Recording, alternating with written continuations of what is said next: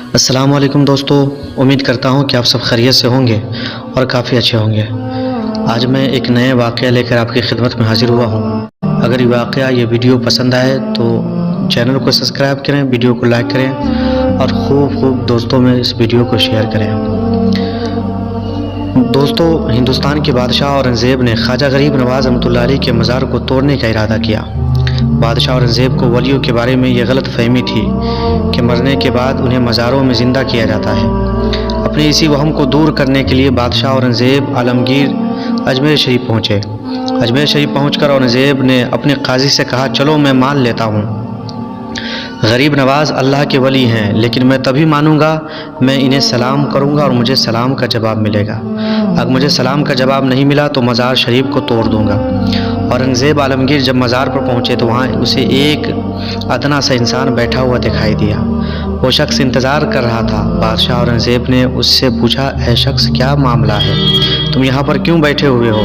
تم پریشان کیوں لگ رہے ہو؟ تو اس آدمی نے کہا، حضرت، میں نابینا ہوں، یعنی اندھا ہوں، اور کافی وقت سے خواجہ غریب نواز رحمۃ اللہ علیہ سے دعا کر رہا ہوں میری آنکھوں کی روشنی مجھے واپس مل جائے، لیکن کوئی فائدہ نہیں ہوتا۔ کافی وقت سے یہاں پر حاضری دے رہا ہوں، میں دعا بھی کر رہا ہوں کہ اس ولی کے صدقے میری آنکھوں کی روشنی واپس کر دے، لیکن آج تک میری دعا قبول نہیں ہوئی۔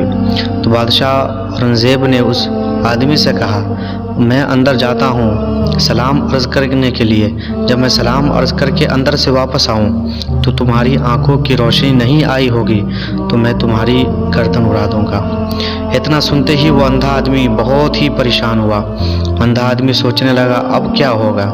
وہ اندھا ہاتھ میں کہنے لگا، اب تک تو میں اپنی آنکھوں کی روشنی سے پریشان تھا، لیکن میری آنکھوں کو بھی روشنی ہی نہیں ہے، لیکن اب میں بادشاہ اورنگزیب میری گردن اڑا دیں گے۔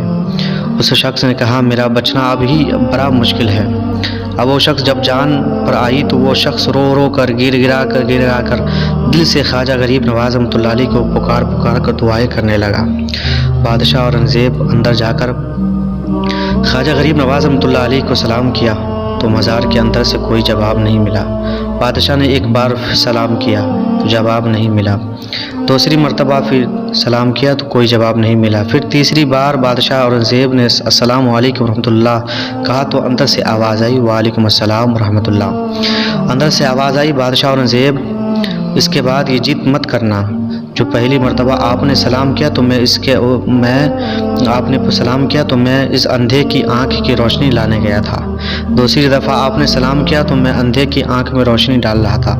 اب تیسری مرتبہ جب آپ نے سلام کیا تو میں آپ کے سلام کا جواب دیا۔ خواجہ غریب نواز رحمۃ اللہ علیہ کی یہ کرامت دیکھنے کے بعد بادشاہ اورنگزیب ولی بن گئے اور بادشاہ کے جو دل میں وہم تھا وہ بھی ختم ہو گیا۔ دوستو، یہی شان ہے اللہ کے ولی کی۔ یہ واقعہ ہونا تھا۔ اس کے بعد اورنگزیب ایک بہت بڑا اللہ کے ولی بن گئے، جنہوں نے ایک کتاب بھی لکھی ہے، فتاوی عالمگیری۔ بڑے مسائل اس کتاب سے حل ہوتے ہیں، اسی لیے اللہ کے ولی کے دربار میں جایا کرے تو اپنے دلوں کو سنبھال کر جایا کرے، کیونکہ اللہ کے ولی ہمارے دلوں کے حال کو بھی جانتے ہیں، ہم کیا سوچتے ہیں، ہمارے دلوں کے اندر کیا ہے۔ اللہ کے ولی یہ ساری کی ساری چیزیں جانتے ہیں۔ لہٰذا اللہ کے ولیوں سے ہمیں محبت رکھنی چاہیے، اللہ کے ولیوں سے ہمیں عقیدت رکھنی چاہیے۔ اپنی دعاؤں میں اللہ کے ولی کا وسیلہ تلاش کر ہمیں اپنی دعائیں کرنی چاہیے۔ انشاءاللہ تعالی جن دعاؤں میں اللہ کے ولی کا وسیلہ تلاشا جاتا ہے ان دعاؤں کو رب تبارک و تعالی قبول فرماتا ہے۔